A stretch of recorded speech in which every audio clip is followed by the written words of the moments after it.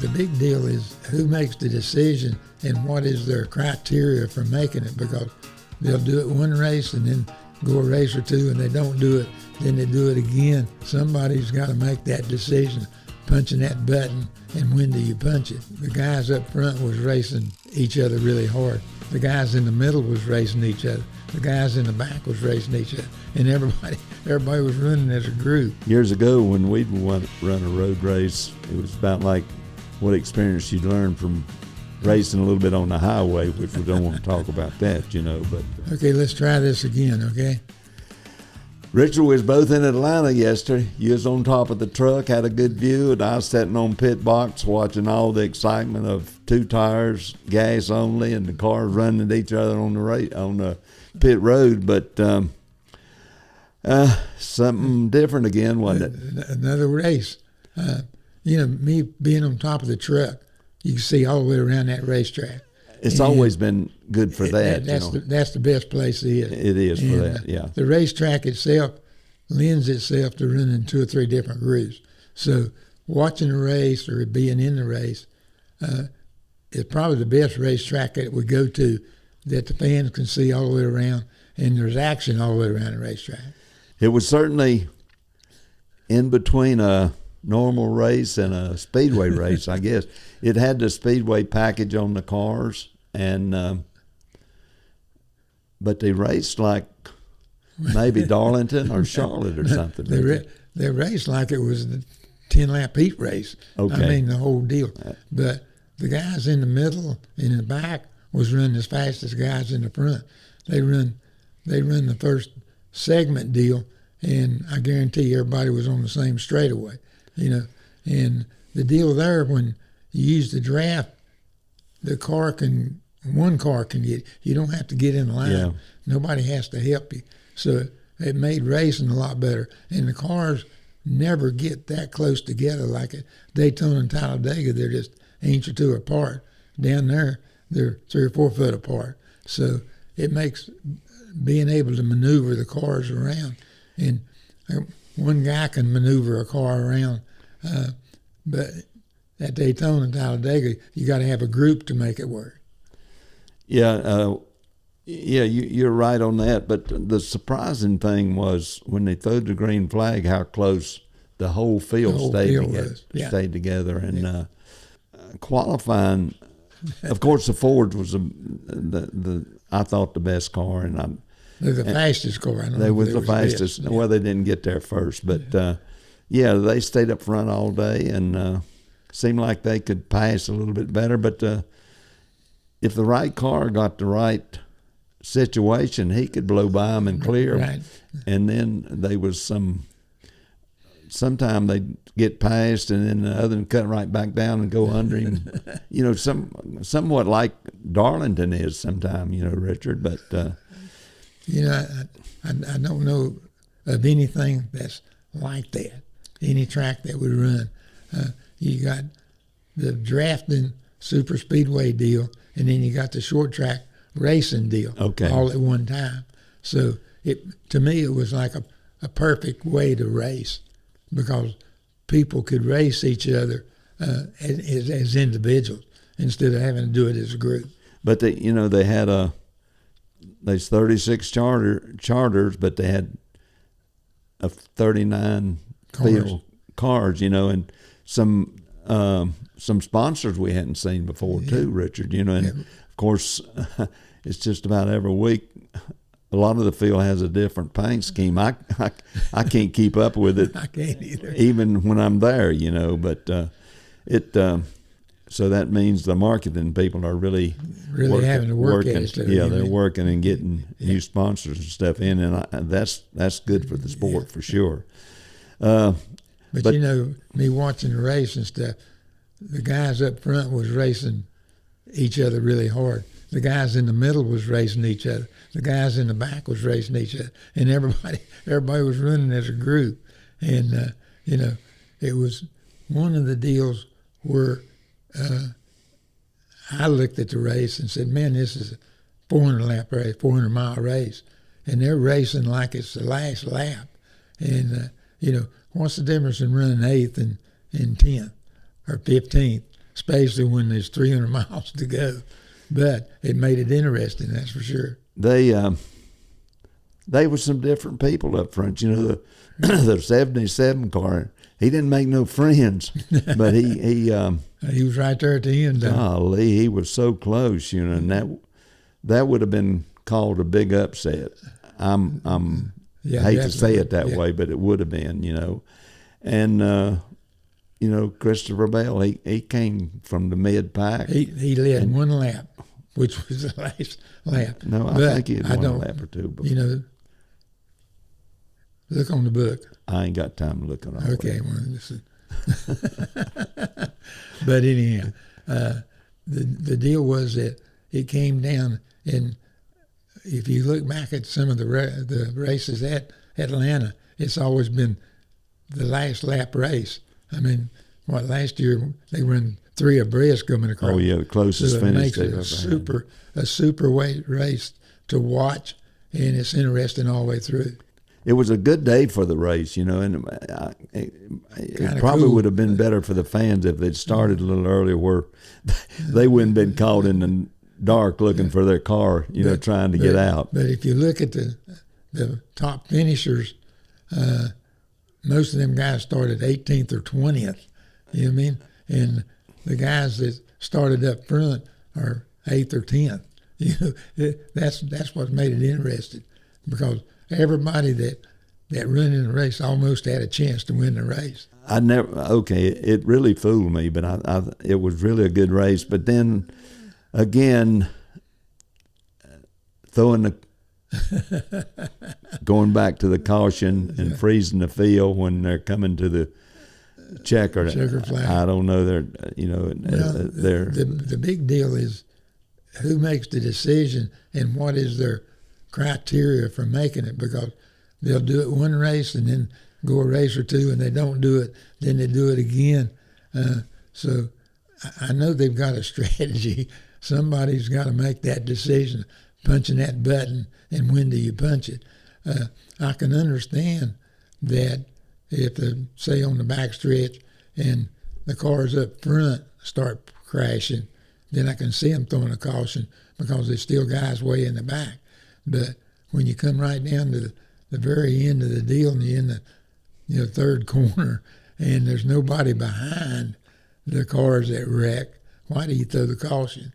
So, there's going to be a lot of discussion about that.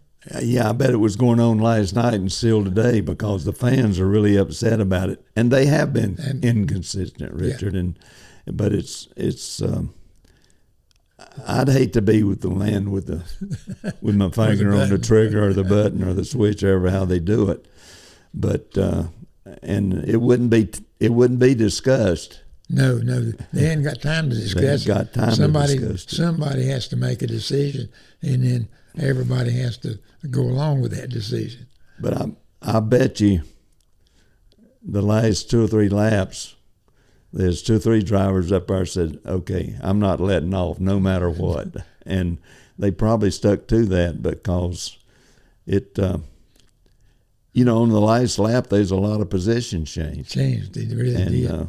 That 77 had to run at them, They was 2 abreast, and he made it 3 because he went down to the middle of the deal.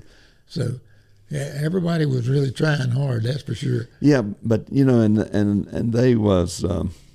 But you made the point, like they was giving space in between cars as they raced, and there was some wrecks in the middle of the pack and not affecting but one or two cars. That's because there wasn't nose to nose or toes to toes. The 71 car, I think he made up seven laps, and wound up. What happened? Everybody stayed in the same lap that was running, and he had to come in and work on his car. But he never did lose a draft, and he would. He ran up there with him. Yeah, it wasn't a deal that he was making up laps and not being able to run with the leaders. You know what I mean? I believe at Daytona and Talladega, as far back as he got, he might have lost the draft. Because he'd be a pretty good ways back and running. And he could run them back down, run faster than the leader. golly, that car's hard to understand, ain't it? I don't understand anything about the thing. And I'm sure it confuses the drivers at a lot of times. And the 12 car was awful lucky, Richard. Yeah, when he spun and it didn't blow a tire or nothing. Exactly, but he done a great job to get back and the 2 car was really strong. But he was strong, and the 21 car, he stayed up there all day. 21 car. They'd pass the 21 car, and first thing you know, he'd work his way back to the front. He could come back quick. The 22 car was really the disappointment of me watching, because most of the time, he's very aggressive. But he led the race a bunch, but when he got back in the crowd, he couldn't go nowhere. I just wonder if they might get back to their shop or something and go through that car. They might find a little something wrong, that something might have happened. There must have been something, because we know the driver's aggressive. Oh, yeah, he was. There's probably some hard feelings, and this week we're going to a different type racetrack. Road course, and they're cutting out about a mile of the track or something. They're going to run a shorter course. I think it'll make a better race at Texas on the road course, because they had that one deal where they went way out and way back, so it was just all speed. Yeah. I think the track now is going to be more of a road course. There's going to be more curves, and it's going to be a quicker race. It's going to be more interesting for sure. Well, they cut out that long straightaway where it was just strictly speed, and stopping that for one corner. Yeah, but then we got 3 or 4 drivers that's really good on road races. But overall, I think we got a bunch of just regular drivers that's kind of catching up with some of the road racers. Yeah, years ago when we'd run a road race, it was about like what experience you'd learned from racing a little bit on the highway, which we don't want to talk about that, But NASCAR's got it all going for them and everything, and they're taking a lot of heat over not being goose. The big deal is, we're in a super speedway, a halfway super speedway, going to run a road course, and then we're going back to a mile racetrack. So right now, no team has really come out and look like they're going to be the leader this year. I think we're going to have to run 5 or 6 races before we really find out, who everybody's going to have to chase this year. It might take more than 5 or 6 to really find out the way things are going right now. It was good, and I'm repeating myself, it was good to see 39 cars start and the different sponsors coming in and the stuff that goes on with the marketing people behind the scene and everything. There's still a lot of excitement about NASCAR racing. Exactly. That's what it's all about.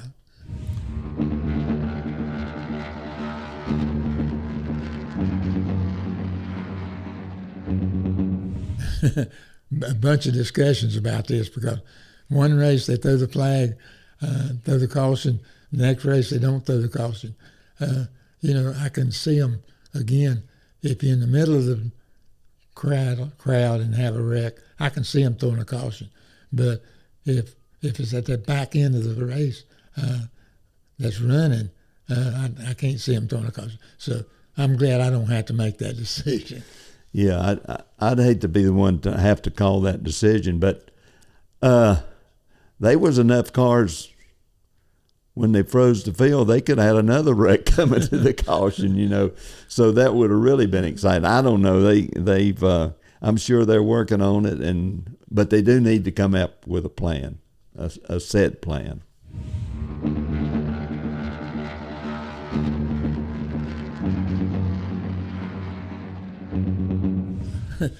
I think all of them was pretty impressive.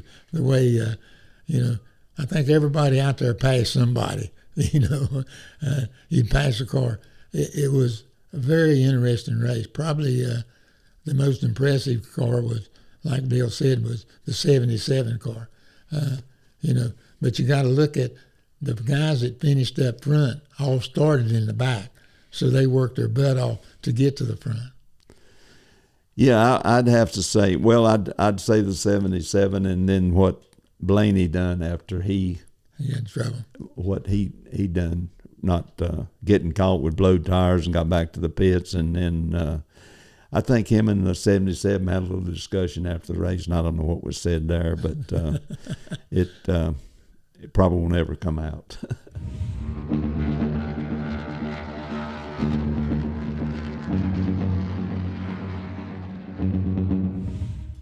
I felt relieved, I guess. The whole year had been fan appreciation tour, and I think we spent more time with the fan appreciation tour than we did with the race car. And you got to figure, I was way over the hill driving. I just loved to drive the race car, but I decided this is it, I'm going to get out. And I guess it was a relief for me and my family. Yeah, he got in a wreck right early. Should have been up front racing instead of back there in that mess. But I was spotting for him. He was on fire, and I think he said he's still running about 100 miles an hour, and I was telling him to get out of the car.